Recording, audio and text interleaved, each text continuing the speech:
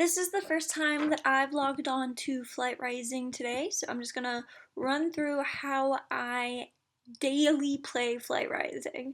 I've done a video like this before for Leiden, and I thought it was helpful. People are always asking me to do just a general overview of how to play Flight Rising. So I'm logged on, my dragons are hungry. Before I feed them, I'm first gonna gather. I'm just gonna get a few insects, and then I'm going to convert some food and feed them and see where else I need to gather. So I'm going to go like that. I'm going to not convert all of these plants so I can use them in Baldwin's brew. So convert, okay. That increased the number of food points I have to feed my dragons. Let's see where that puts us. We should run out of them. Cool. I did not play yesterday.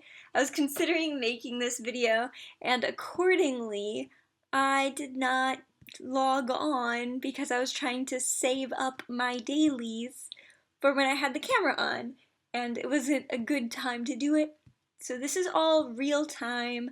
I'm gonna see how I could do as little editing on this as possible from a time shifting perspective, so it'll still maintain how long this gaming session is. Cool. So we've converted some, no insects, we done with the insects, and we need more meat. That's fine. Let's see. We have some unnamed offspring back here, I think. Yeah, and that plays into that in part. Okay, so it's fine that I'm at 100% and I still have some unfed dragons. It's because I have a lot of dragons that it doesn't matter if I don't feed them all, I could still hit 100%. And that's fine, I'll work it out.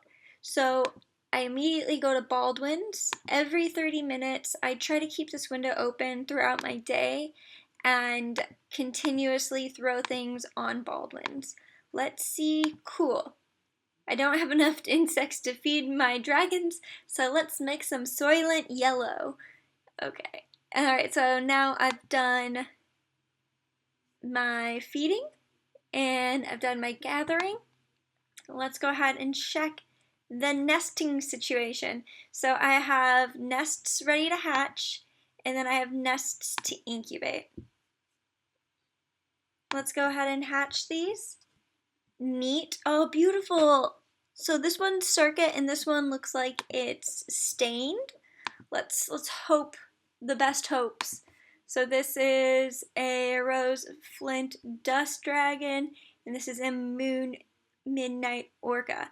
Ooh, and they're boy and girl. So this is girl, iridescent shimmer circuit, moon midnight orca. I don't always handle these as soon as I get them. Bubblegum mist smoke. I think this is much closer to platinum than that. I judge all my dragons according to how close to platinum they are. Okay.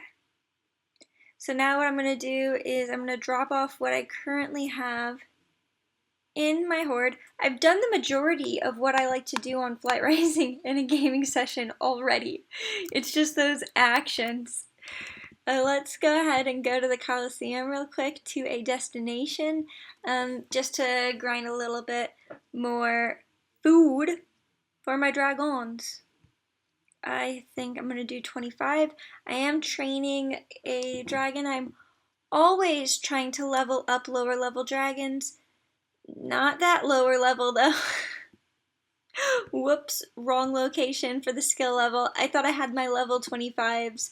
But I didn't. I have my level 14s. I go over here to Pinkerton's plundered pile and take one thing. Sometimes you get valuable stuff, so that's interesting to check. The thing, I really don't care about this Crim's collection cart. I check every once in a while, not nearly as religiously as I check Baldwin's brew. However, it has a little payoff. If you are really scraping by for pennies, then consider going here. I do not do Tomo's Trivia Tablet at all. The payout is not good enough for me to justify doing that. I haven't used the auction house in a long time, so my apparel is just stacking up. As you guys know, I don't really dress up my dragons. I tend to sell this stuff as soon as I get it, especially if it's just run-of-the-mill stuff like these lace ribbons. I don't really care to dress up my dragons, so it just doesn't speak to me. So I haven't been really keeping up with the auction house. When I'm trying to make treasure or gems, then I really get into that. The only other really big activity that I do on Flight Rising on the regular is bond with my familiars and purchase familiars. I do have a pretty in-depth spreadsheet on how I do this.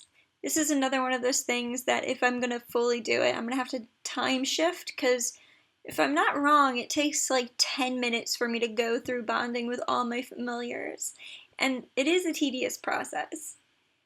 Now, going through this video, it feels like I don't actually do that much on Flight Rising, and that's part of the reason why I really like this game. I know I've mentioned it before that I like how low the time commitment is for the return. It's very enjoyable, and you don't have to log on that often to do it.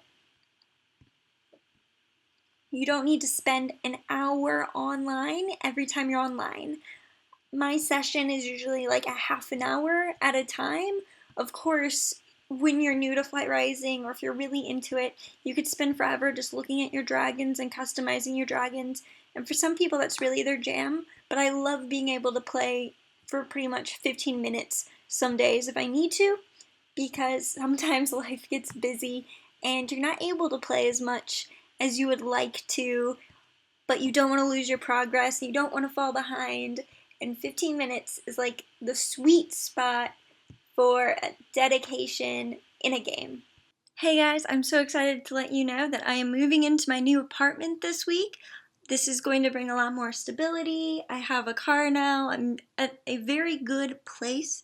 I hope this means I'm going to be making more videos. I have some really interesting footage that I would like to put together for you guys, featuring a dead mall walkthrough at the very least.